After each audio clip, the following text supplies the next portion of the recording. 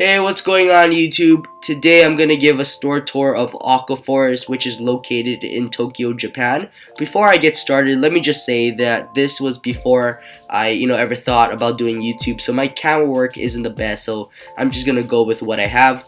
But Aqua Forest is my favorite pet store. Look at this aquascape, it is so beautiful. This is why it's my favorite. They have amazing aquascapes.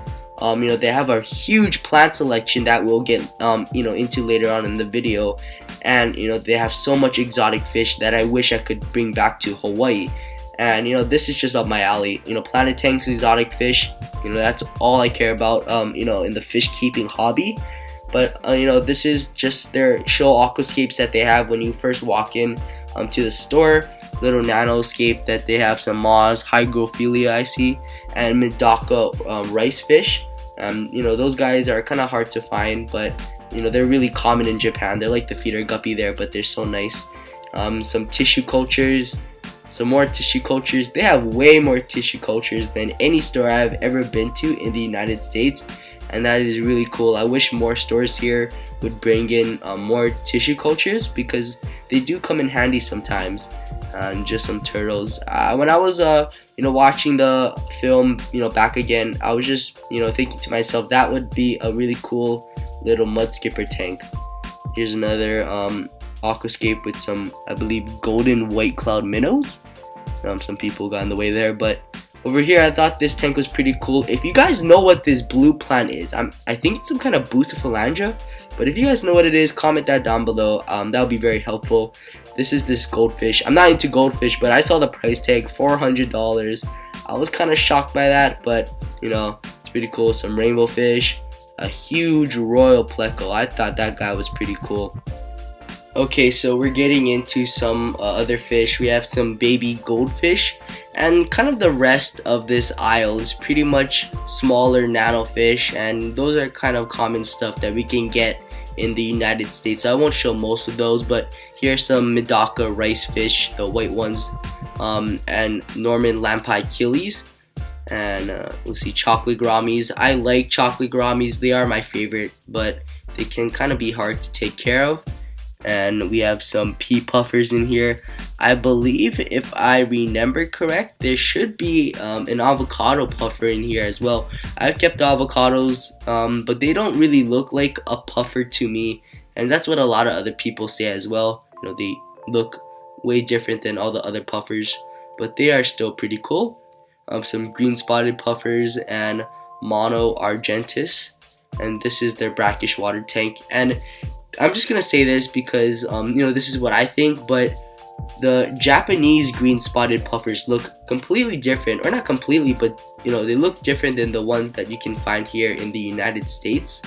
For instance, some of the green spotted puffers have kind of like a red eye, and the dots seem smaller. I don't know if that's because of breeding, like the breeders in Japan breed them different, and the breeders in the United States breed them a different way.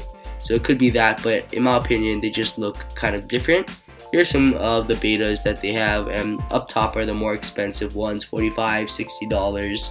But they have some cheaper options down here, but all the betas look really nice, and they keep them in their own tank, which is really good. It's better than most pet stores who just keep them in a bowl, so that's really good. Some crayfish on the orange dwarf ones, and here are the Mudskippers, and these are the ones I have, the Indians, but they are, let's see, $20 here, and they cost maybe around 10 here in Hawaii, or for me at least. So this was kind of expensive, but I understand that these are rare. Not too many people have them, so they can bump the price up, but those are pretty cool. These are the gold ocellated puffers. I've kept them in the past before. They are really rare. I have not seen them ever since. These are super cool, and they are kind of aggressive. They they're one of the more aggressive puffers out there, but they are super cool. If you have the chance to get them, I would recommend them. All you need is maybe a 30-gallon and you'll be all set. Over here we have some Pandagaras, wrestling half-beaks. I have some wrestling half-beaks right now. Those guys are super cool. They can be a little fragile, but overall they are a really unique fish. And the Pandagaras too, I always wanted some, but no one will ship them in because they are really fragile while shipping. And I don't know what type of shrimp this is, so if you guys know what type of shrimp this is, let me know down below in the comment section. I was just wondering because those look kind of odd to me. And sorry for my camera work there. Looks like some types of snails, neurite snails, axolotl in here, and just a lot of snails. And these are the orange Medaka, and yeah, so that's the shrimp that I'm looking for. But the orange Medaka look really nice, and those are just like common fish here in Japan. Because Medaka, you see them everywhere. They can basically live in just like a little pond without any filtration. That's what I see them living in. But those guys are really cool. Some loaches that you don't see too often in Japan, or in this pet store at least. I see a lot of loaches like this one that I have not ever seen before, which is pretty cool. But if you guys know the names, you can just let me know. Hillshrimp loaches here. Hillshrimp loaches are pretty cool. See some blue dream shrimp. But I like Hillshrimp loaches. Those are pretty cool. And I just love, if you keep noticing that the Japanese sponge filter looks completely different than the ones here in the US, then yeah, I mean I noticed that too, because I don't know why it's different, but they look pretty cool. Next time I go to Japan, I'll probably pick one up because of how unique it is. See some rocket killies there. Those are really nice.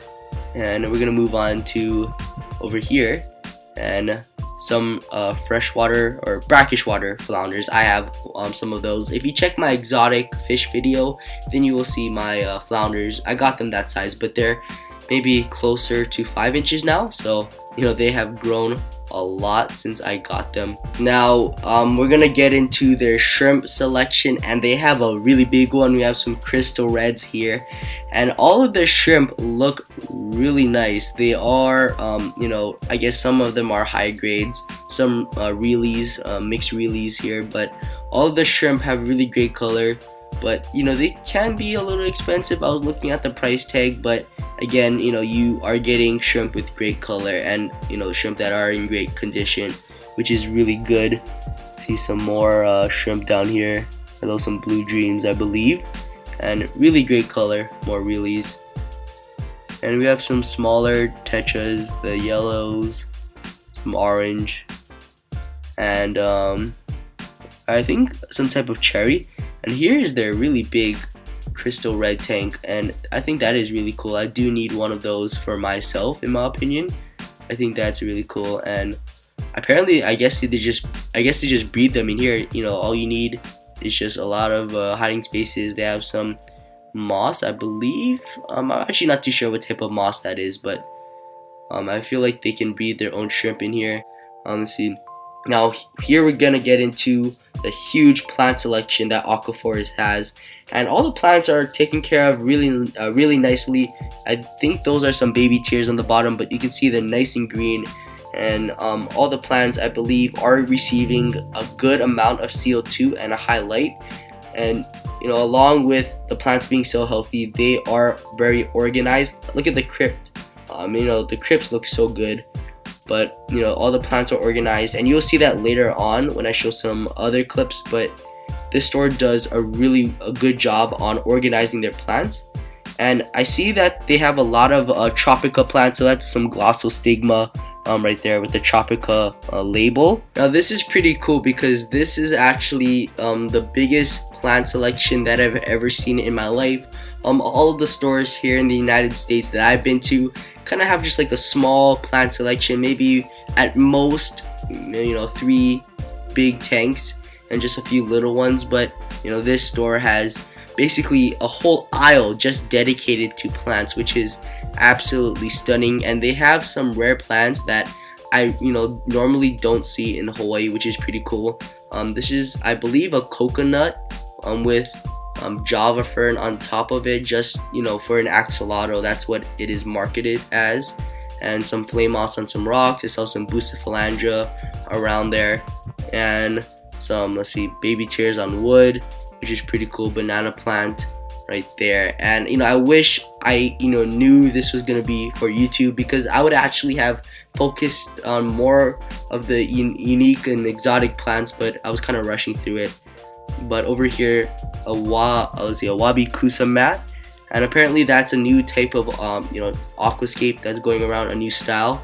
But just some more tissue cultures, which is really cool. I wish a lot of other stores had stuff like this. And here are the Marimo moss balls. If you don't know, Marimo moss balls originated from Japan, and apparently they are an endangered species, I believe, but they have some in small and large sizes, which is pretty cool. Well, that is pretty much it. Thank you guys so much for watching. If you liked the video, make sure to leave a like, and let me know if you guys want me to do more videos like this down below in the comment section. There will be more videos from my trip coming out very soon, so look forward to that. Once again, thank you guys so much for watching, and I'll see everybody in the next video.